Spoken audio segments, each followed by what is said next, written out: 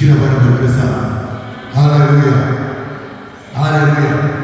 Kwa sana kuongezeka kwenye nguvu ni jambo la muhimu sana kwa kila Mkristo aliyeokoka.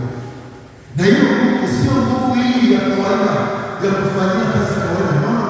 Ni nguvu inayoweza kubadilisha mazingira. Hii Mungu apate kujulikana kwenye eneo mpaka nguvu yake idhihirike. Huwezi kusema kwamba ninamjua Mungu. No, watu watatamani kuona mambo ya tofauti yakifanyika kupitia wewe. Sasa cheki Wakristo washiriki. Tumekuwa watu ambao tunafananishwa kabisa na watu wa kawaida. Wakati nitakiwa wajifunze wewe. Nitakiwa tujifunze wewe. Watu wengi waweze kwa shule. Kwa sababu wako hawaumini kila mtu. Ndiye wa kwanza. Na wakishafanya kwa wa kwanza, na yeye kufanya kwa wa kwanza.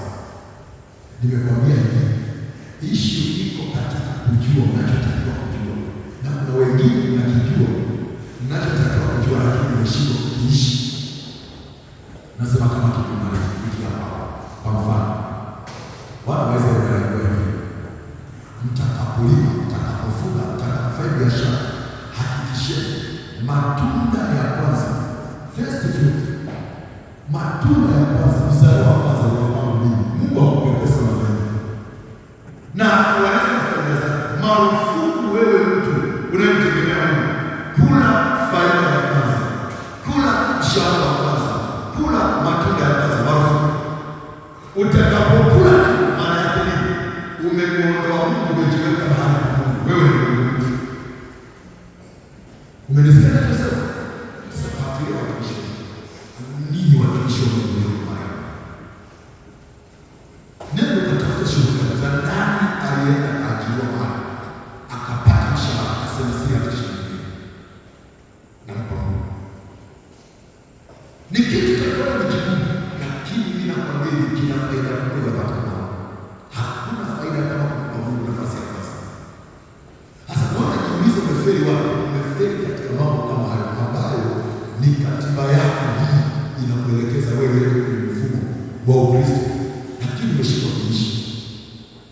Sasa hilo imekuwa ngumu kwako, umeshindwa hata kumpa Mungu moja yako. Akikupa mifugo 10 anataka moja. Unaona chochote? Kila unapokusanya mafungu 10 anataka moja tu moja tu, alafu 9 utajua wewe namna gani utamshukuru mnyama karibu Mungu wako Kristo. Gunia 10 za mpunga anataka moja, gunia 20 anataka moja. Bado naona Mungu ni katili hivi wanadamu tumerogwa na Mungu. Sema kweli, unajua kuna matukio tunafanya mpaka shetani mwenyewe anashangaa. Hapa tumekazana na wao, unakuja na kisako cha mahindi umevuna gunia kadhaa, eti umeleta shukrani kwa Mungu.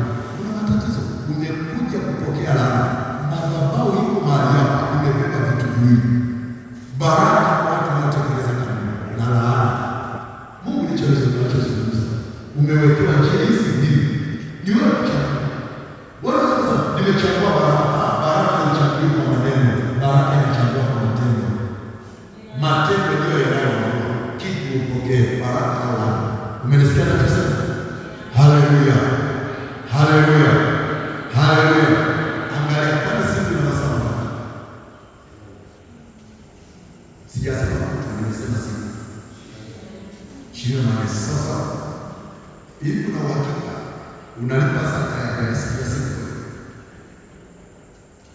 Hapo nategemea ongezeke. Yaani anataka sana kwenye siku, angalau sana, angalau sana uweze kukesha, iwe mchana, iwe asubuhi, sana utaitumia kutafakari wewe, utaitumia kusifu wewe, utaitumia kuabudu wewe, utaitumia kusoma neno wewe, utaitumia kwa maombi wewe, sana iwe na watu.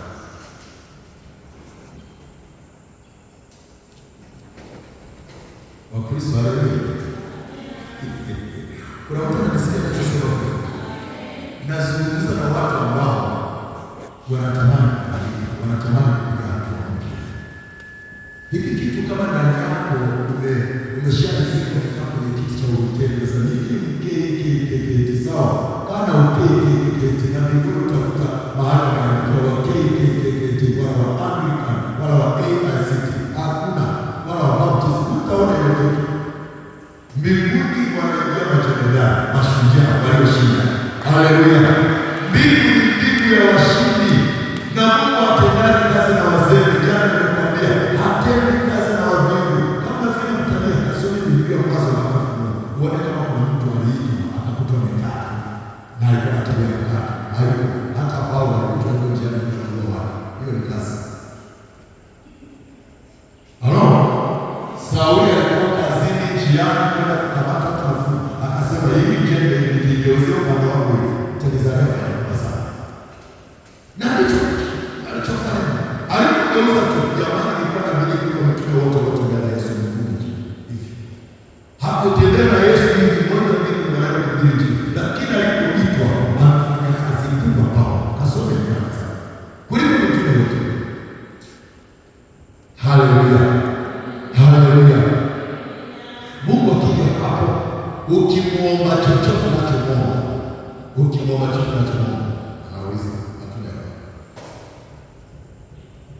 Anauliza matunda chembe sana. Haleluya. Haleluya. Lazima ujue unapoishi maisha ya kufanya vita na shetani katika ulimwengu. Ngoja nikwambie, usifikiri unafanya vita na kiumbe chenye nguvu ya kawaida. Ukifikiri kama shetani ni kidudu kidogo, umekosea hapo, unasema Biblia vibaya.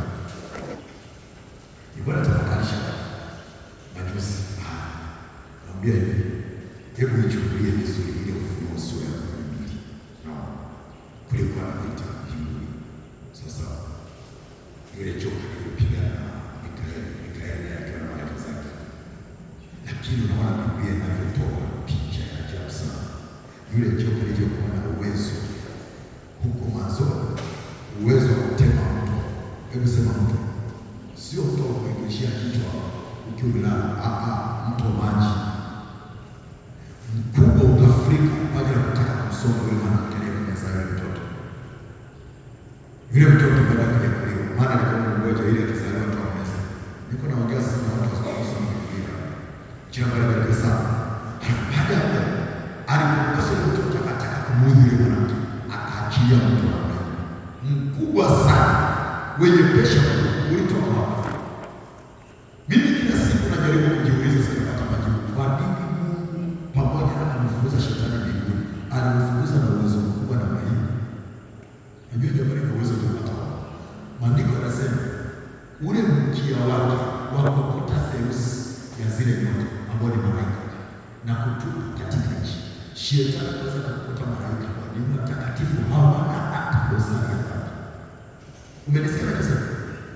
Sembuse wewe msukumo nyatu sijui sisi mtu bali amekopata roho mbinguni mbele za Mungu, na Mungu anaona kabisa kila akakopata. Na unajua idadi ya malaika kwa hesabu ya binadamu huwezi kuhesabu, ni matrilioni. Sasa theluthi yake na wakashuka na uwezo wewe. Unataka sana jiulize, mchawi anaingiaje ndani? Ni lango letu. Mtu anauza pesa, amekodoa na macho kashika pesa. Ameingia na chukua. Na saa nyingine mtu na kanisa anaingia. Anataka kuangalia mchawi anachoma mtoto tumboni, anaweka chumba, mtu anajifungua chumba. Mtu mwingine anafanya maisha ya chumba. Unajua chumba kabisa chumba. Unakuta ndani. Ndio mwingine akazana. Fikiria, wewe utakuwa shetani anafanya. Hapo wewe unapigana na shetani katika jina la Yesu. Shetani na vunja na bomoa katika jina la Yesu. Toka katika mtoto wangu. Amen. Una matatizo? Ndio unaona shetani wewe. Wewe maombi ya dakika 2 dakika 5 ndio unataka kushinda shetani huyu. Hivi unamsikia au unamsoma kwenye Biblia au unafikiri kuokoka na kumaliza? No. Aliyekwambia kwamba ukiokoka umekwisha kudanganya. Nimekueleza na tazidi kueleza kwenye semina kwamba kuokoka kutangaza vitu na sio vita ndogo, ni zaidi ya vita ya nyuklia. Vita ya silaha kubwa